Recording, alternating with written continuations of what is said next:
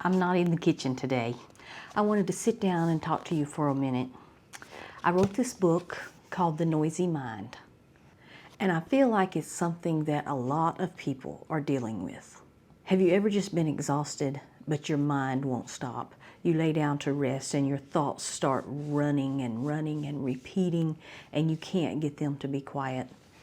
Well, this book is a biblical standpoint on how to capture those thoughts and bring them captive so that you can have real peace.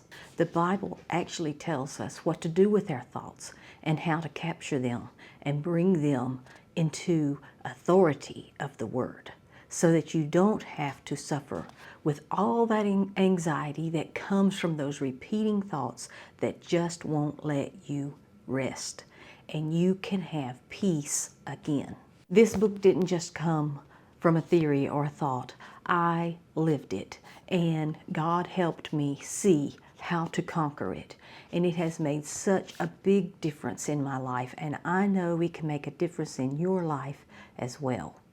So if this is something that you have been dealing with, I'm going to leave a link here for you in the pinned comment below, and it'll also be in the description. You can find the book on Amazon. Just look up The Noisy Mind, and here's what the cover looks like to help you find it. I also have a companion workbook.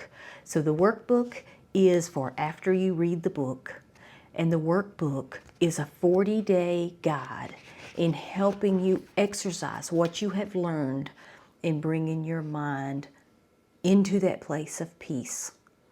And I really think this will help you if you struggle in that area. And leave me a comment below if you get the book and you find it helpful. Share this video with anyone you think might need to hear this and read this book. I really think it will be life-changing. Thank you for joining me today, and I'll see you next time in the kitchen if I don't see you in the pages.